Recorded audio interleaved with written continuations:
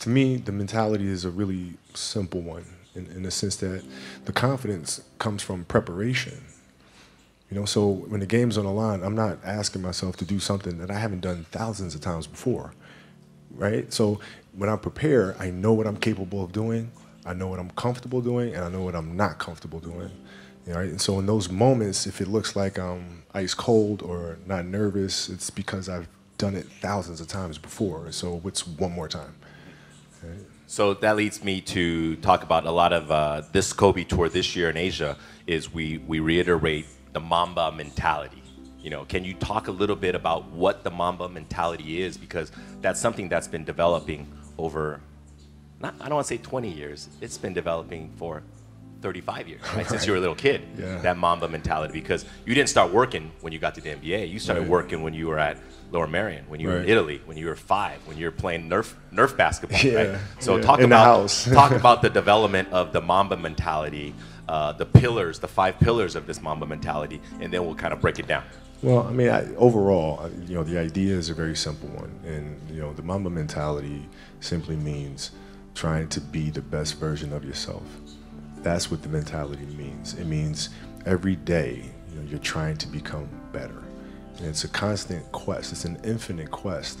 So starting at the age of 2, when I first started playing the game, and on and on and on, I always ask questions. I always try to get better every single day, learn more. You were asking questions at 2? Oh, dude, I was asking questions all the time. I mean, you'd be surprised. Like some people, like my kids at 2 could do a lot of things. Mm-hmm. Right? At 2, I could dribble a basketball. I could shoot a basketball on the Nerf hoop at the house, and I would go to practice with my father. I would observe my father. I'd sit and watch games with him. And was he your first coach? Yeah, I mean, I guess you could say that. A lot of things I learned by being around the game. Mm-hmm. Right? So by the age of 6, I was already strategizing versus other 6-year-olds. The age of 6, I figured out 6-year-olds couldn't dribble with their left hand. And so I said, okay. A lot of 12-year-olds can't dribble with their left. Well, yeah, hand. would imagine 6. So when I was playing these 6-year-old kids, I would make them dribble with their left because I knew they couldn't. And so they dribble off their foot. I'd pick it up, lay it up. Do it again. Dribble off foot, pick it up, lay it up. So at 6 years old, I had 63 points. And and I remember my dad. So your 6-year-old self could beat your 38-year-old self because you only scored 60 in the last game. Yeah, no, but I can dribble with my left though, so that's a problem. But yeah, I mean, listen, I just constantly looked for things to learn from, and very observant. When you talk about this love, when does it develop? Did you like it when you were 5, or is it something that kind of gradually? I was 2. I was born, and I was born to play basketball. You know what I mean? And I played a lot of different sports, but nothing brought me the sense of peace and of escape, that the game of basketball did. Is it an escape when you get on the court? Is that your zen time, your solitude time? Yeah. Even though it's a teamwork game? Yeah, when I need that escape, it's there for me, right? When I need a friend, it's there for me. When I need to vent and don't dunk and the Mamba comes out. It's there, So the game is absolutely everything for me. Mm-hmm. When we talk about trying to get kids to be passionate, I don't think your situation is the norm. Not every kid knows their passion at 2 or 5, right? Mm-hmm. How do kids find that passion then? Well, right? I think as parents, you embraced it right away too. I mean, I think as parents we try to put them in different things, try to expose them to as many things as possible, and then see if there's one thing that connects with them. Because if it does, you don't have to tell them to do it. Whether it's writing or painting or drawing. If they have that passion, you don't have to tell them. They'll go off and do it because it's just fun. They'd rather do that than anything else. So, but as parents, it's our job to just expose them to as many things as possible and see which one they gravitate to the most. It's interesting because you talk about kids, right? Originally we were talking about you. Now you're talking about your kids and their passions. Do you kind of feel that passion for them and say, hey, let's go play some basketball or volleyball or let's go swimming? Yeah, we expose them to all kinds of. I mean, they play a lot of different sports. They do a lot of things creatively, in writing and things like that, and designing, and you just sit back and you just watch which one they move to, and then it's our responsibility as parents to try to set them up for success as much as we possibly can. Do you want them to play basketball? I want them to find whatever it is that they're passionate about. Like whatever they feel like their purpose is, then that's what I want them to do. Do they love basketball though? Your girls? So my youngest one, she does. Uh-huh. She wants to play, and she wants me to teach her how to play this summer. And our eldest is really into volleyball. Uh-huh. So but we'll see. Passions tend to change. So you're gonna get into volleyball now? Well, yeah. I mean, my sister was a great volleyball Mm-hmm. player, so we have a teacher in the family. Is there one moment where you can say it defined your passion for basketball? Is there a story or moment when you said, "Yeah, that was it. That was like when I felt really passionate." No, it doesn't. It never leaves. It never leaves. Like the game is just a part of me. So it never leaves. Even now that I'm retired, everything that I've learned from the game of basketball, I've carried it over into life. Like basketball's helped me be a better person, a better friend, a better father. Well, because there's life lessons that are within the game, like communication, like unselfishness, like attention to detail, and empathy and compassion. Like all those things are in the game. And as an athlete, if we are aware of those things, it helps us become better human beings. And you can apply that toward your post basketball days, your retirement, into your business world, your future ventures. Sure. I mean, you can apply. I was applying that even while I was playing, just in life outside of the game, and even more so now. In building a business and all these things. The kind of culture you want to have. All those things are directly learned from the game of basketball for me. Next up is the next pillar: be obsessive. Obsessive. That's I think a lot of people equate that with you. Kobe is obsessive in a lot of things. Yeah. We've been doing this for 8 years now, Asia tour. I've been with you for a long way. The one moment that stands out of we've done, I don't know how many done. We've done 800 events. The one time was 4 a.m. We went out to practice at 4 a.m. And that was your idea to do it. But and then all these Nike people are like, no, let's not do that. And then you're like, let's do it at 4 a.m. So you got security, you got brand marketing, sports marketing going, no, let's not do it. You're like, let's do it. Because that's your obsessiveness, right? I mean, to me, it just makes complete sense. Not to us. But I don't, like, okay, so. See, all right. Usually, I'm sleeping at 4 a.m. You're working out. So Well, talk about that. Okay, so if your job is to try to be the best basketball player you can be, right? To do that, you have to practice, you have to train, right? You want to train as much as you can, as often as you can. So if you get up at 10 in the morning, train at 11, right? 12, say 12, train at 12, train for 2 hours, 12 to 2. You have to let your body recover. So you eat, recover, whatever. You get back out, you train, start training again at 6. Train from 6 to 8, right? And now you go home, you shower, you eat dinner, you go to bed, you wake up, you do it again, right? Those are 2 sessions. Right? Now imagine you wake up at 3, you train at 4. You go 4 to 6, come home, breakfast, relax, blah, blah, blah. Now you're back at it again, 9 to 11, right? You relax, and now all of a sudden you're back at it again, 2 to 4, and now you're back at it again, 7 to 9. Look how much more training I have done by simply starting at 4, right? And so now you do that, and as the years go on, the separation that you have with your competitors and your peers just grows larger and larger and larger and larger and larger. And by year 5 or 6, doesn't matter what kind of work they do in the summer, they're never going to catch up because they're 5 years behind. Right? So it makes sense to get up and start your day early because you can get more work in. Is that genetic? Or is that something you ingrained and trained yourself? No, it was Who just, taught you that? For me, it was just common sense. Like I can if I start earlier, I can train more hours, and I know the other guys aren't doing it because I know what their training schedule is, right? So I know if I do this consistently over time, the gap's just going to widen and widen and widen and widen and widen, and they won't be able to get that back. Mm-hmm. So to me, it was just common sense and like thinking, how can I get an advantage? Oh, start earlier. Yeah, let's do that. When did you start doing that? Man, like high school. My first class in high school was 7:45. I used to get to the gym around 5 a.m. and I'd play before school. Mm-hmm. And then school would start. Who's playing with you at 5 a.m.? My coach. So my coach would show up and we'd do all these basketball drills. Mm-hmm. Right? So just you and your coach? Just me and my coach. And sometimes it would just be me and the janitor, and who's still there today. And then I play at lunchtime. That guy should get a medal. I hooked him up with a few things.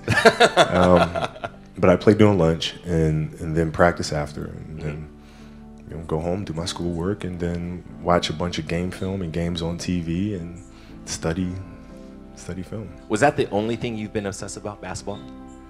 Well, until recently, yeah. Basketball had dominated, my entire life for more than 30 years. When I brought it up, like, is it genetic or you just learned it? I mean, how did that idea even come up? Because that's obviously a pillar of Mamba mentality, the obsessiveness. This is just, like you said, I'm going to get up at 4, everybody's get up at 6. If everybody's going to get up at 4, I'm going to get up at 2. Right? How do you develop that, or where do you learn that from? Well, I think it's just a matter of what's important to you. And what's important to you for whatever reason. I felt like I didn't feel good about myself if I wasn't doing everything I could to be the best version of myself. If I felt like I left anything on the table, it would eat away at me. I wouldn't be able to look myself in the mirror. Right? So the reason why I can retire now and be completely comfortable about it, because I know that I've done everything I could to be the best basketball player I could be. And so that's where it comes from for me. You can't leave any stone unturned. But the important thing to understand is you can't shortchange yourself. Like you're not cheating anybody but yourself. Right? I mean, you're tired. You're literally this far away from the line. Why would you not go that extra to touch the line? Right? So if I let him get away with that, right, all of a sudden he starts maybe a cheat something over here, right? Not give his best over here, not give his best over here. And as years go on, he's going to be he's not going to reach his full potential because he's been taking these little shortcuts that just add up. And you can't let that happen. Our job as teachers, as mentors, as inspirers, it's our responsibility to hold them accountable to those things. The funny part is we were just talking about this kid. We were in the back, and Kobe's like, I bet you that kid will never, ever miss the line again. Yeah. It's not going to happen. It's not going to happen. Because of that one moment. Yeah. So that's you being obsessive, but teaching obsessiveness, because that's what you got to be, right? You have to be obsessive to get to that level in everything you do. Details, don't waste time, do it right, perfection. Yeah, I mean, it's really simple. It's like whatever you're doing at that moment is what you're doing at that moment. It's like that's where the obsessiveness is having attention to detail for the action that you are performing at the time you're performing it. And if you can have that kind of focus, you can't help but to have a certain level of obsession or attention to detail. Moving on to the third pillar is to be relentless. That we know you for. We see you on TV being relentless. First quarter, second quarter, third quarter, fourth quarter, attack, never letting your teammates slack off. Attack. How do you get that? Talk about what is the meaning of relentlessness to you? Well, it's to never, to be unyielding. Never give an inch to anybody. Never, like you're always going after it. Always going after it. And if there's a challenge that ensues, oh, good, I want to see how I stack up to that. So you go after it. And it's just, it's fun. It's like you get a chance to compete against opponents, and you get a chance to see where you stack up against them. It's like, I want to see. Maybe I'm not good enough today. If that's fine. I'll be good enough the next time I see you, though. And you get a chance to always measure yourself. And it's just fun to do that. So I guess that's where relentlessness comes from. Is it something that's also learned or ingrained, or is it something you kind of learn over time? Because these things that we talk about in the Mamba mentality, for you, it's second nature. It's not for a lot of people, right? A lot of it is trained or it's not God-given. I had to learn it as well, though, because I had a year of playing. Like when I played basketball in Italy, I was taller than everybody else and faster, like the age of 11. And I came back to America to play basketball, and it was not the same thing because kids were bigger, stronger. And so I went through a summer of playing basketball in America where I didn't score 1 point. It was one league, I didn't score 1 point, and it was devastating. But I had to, I'm not giving up. It's not going to happen. So you bounce back and you keep playing, you keep practicing. But I mean, it wasn't handed to me. You didn't score 1 point? Not one. I mean, not even a free throw. And you were 0. You were how old? 11. 11. Were you playing against 25-year-olds? No, I was playing against 11-year-olds. No, I was playing against 11-year-olds. That's hard to believe. Wow. I know, but I was playing against 11-year-olds and I didn't score 1 point. And then did it hurt you? Were you? Well, yeah, it was very embarrassing because my father was a Philadelphia basketball legend. Mm-hmm. My uncle was a Philadelphia basketball legend, and now here I am, this kid with like these really big knee pads, and I'm walking around and I can't score anything. So it's like really embarrassing. That drove you? Of course it did. Of course it did. And I vowed to be much, much better.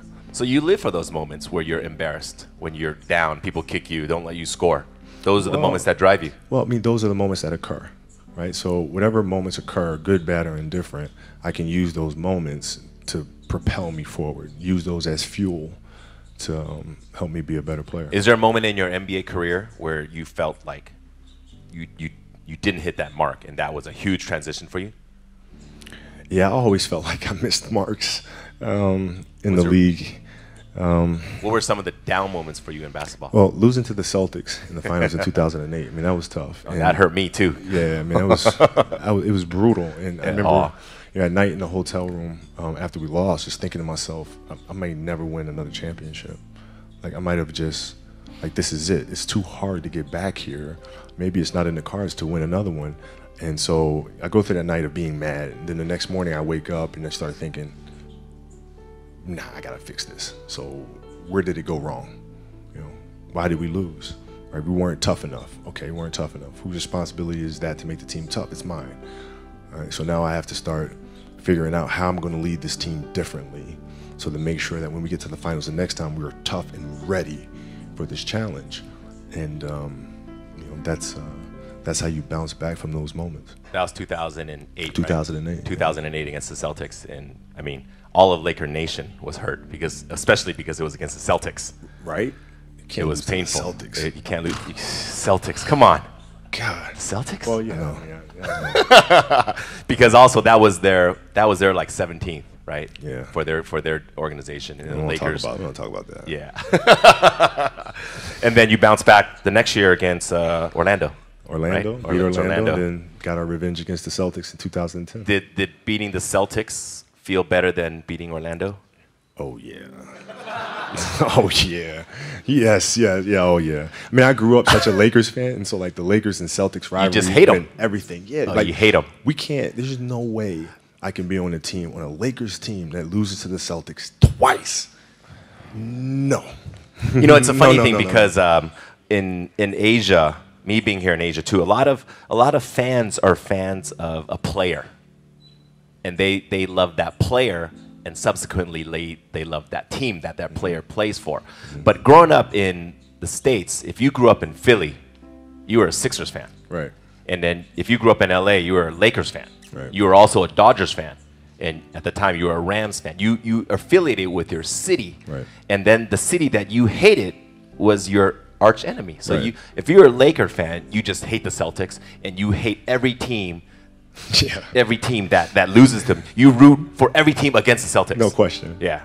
The enemy of my enemy is my friend. Yeah. You just want to see them do bad. Yeah, just do bad. And then if you were a Dodger fan, you just want to see the Giants lose, right? Right. So right. It's not necessarily good karma, but yeah, it's not. But when you lost to the Celtics and you beat them again, that moment, that's relentless because you coming back, and you had to come back and beat them on their court. Can't give up.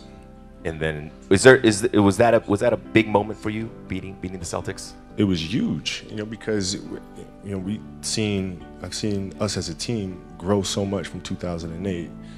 Powell, Lamar, all our guys, like how much we have grown since the last time we faced this team, and I couldn't be any more proud of them. It wasn't even about me. It was about sitting back and watching us as a group, and we just accomplished this amazing thing, and now we can all enjoy it together. So, moving on to the next pillar is to be resilient.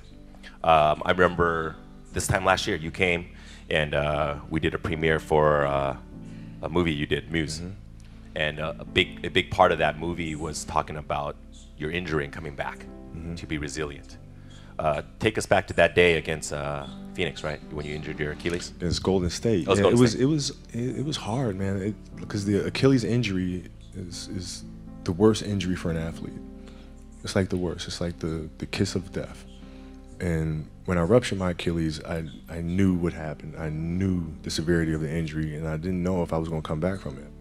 Yeah, in the locker room, you were crying. Yeah, I mean, I didn't, like, this is it. Like, my career could be over right now. So How do you get back from that? Because, you know, when you talk about injuries, you know, people sprain their ankles, dislocate your fingers, but Achilles, Yeah. People don't come back from that. Well- Athletes don't come back from that to the level they were before. Yeah. How do you get that resilience? How do you fight that? Well, what I did is, I went home and I was just really angry. And Angry? I was angry. I was mad. I was angry. I worked so hard for us to get to the playoffs and to have a chance to win another championship, and then this happened. So I had a lot of anger. And then from the anger, then I was sad. And then you start feeling bad for yourself. And then you say, all right, okay, I'm done being a baby. Okay, what am I going to do now? Because I can't sit here and give up. That's not an option. So now what? How Okay. long was the cycle from this anger? This is one night. One night. This is one night. It's one night. It was Because like, you started writing in the middle of the night, right? You wrote that. You wrote that. And then it was, okay, what are we going to do? So it was one night. But then then you start. It's a process. You look at process. What am I going to do? What can I control? Surgery. We'll do the surgery. Come out of the surgery, recover. From there, physical therapy. Okay, physical therapy, piece by piece by piece by piece by piece. Start running, back on the court. And so I broke things down into sections and said, okay, I'm going to focus on resting right now. This is it. I'm going to focus on moving my toes and then walking. And then, so you look at every challenge at every step. And that's how you're able to be resilient and come back from these things. Because, for your field in sports, injuries often happen, right? And to come back. But, for most everyday people, it's something that they can't fathom because they don't have that type of resistance that they have to face, right? So how do they come back from it? Because sometimes people fail in their fields and their jobs or at school, young kids, you don't have a good test score, you don't make the basketball team, or they have these disappointments. What is your advice to young kids to face this adversity? How do you persevere? Well, if you... Because you have that chemical makeup to fight through it. Yeah. Not all kids do.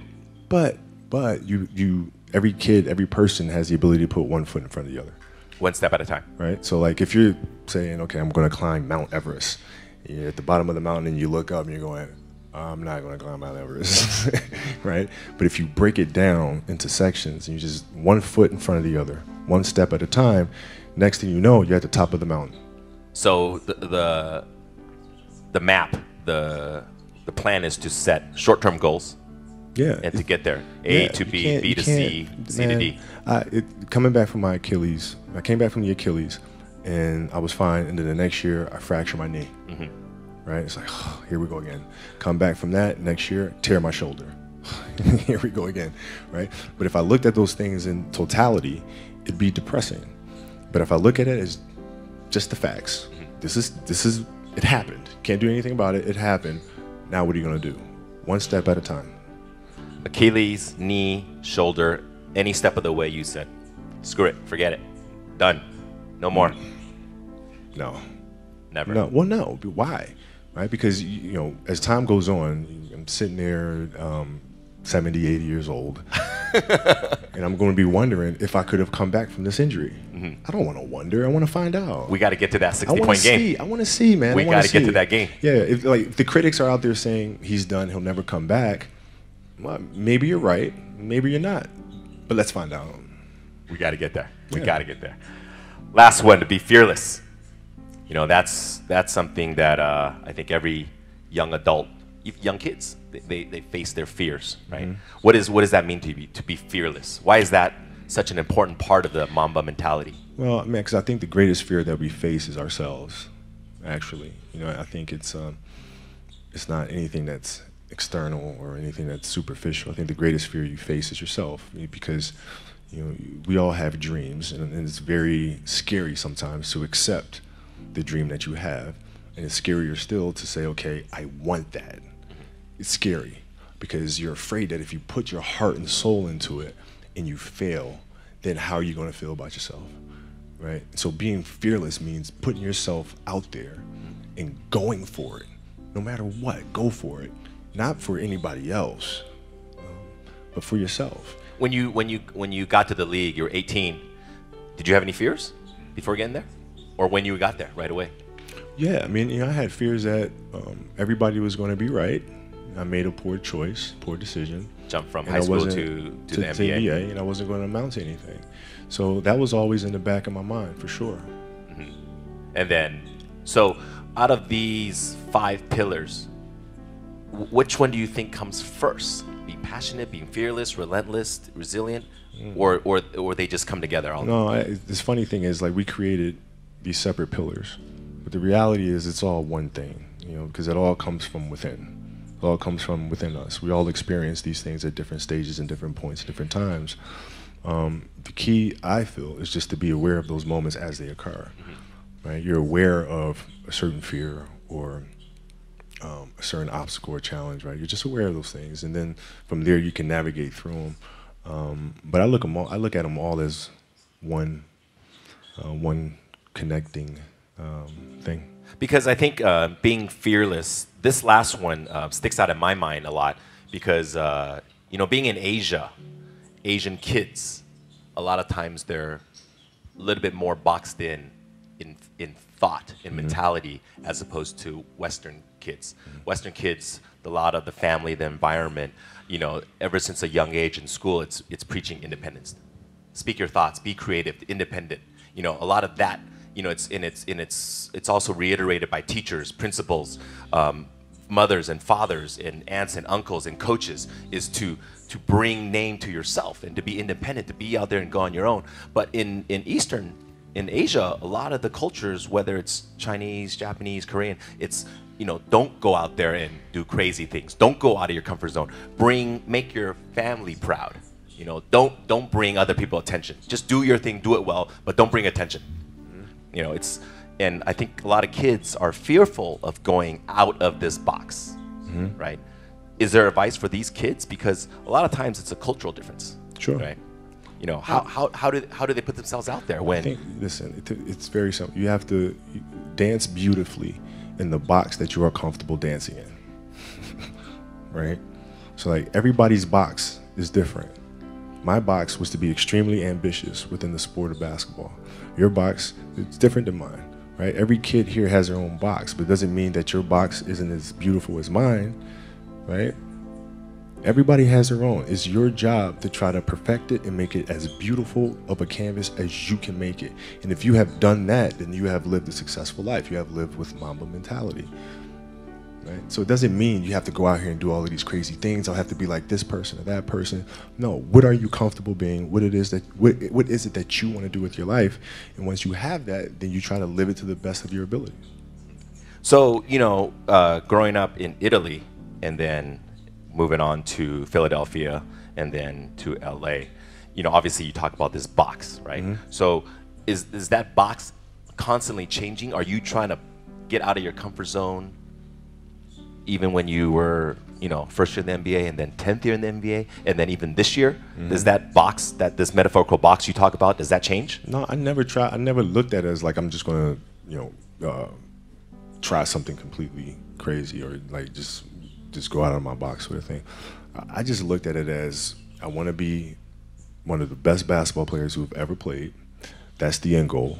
Okay, how do I get there?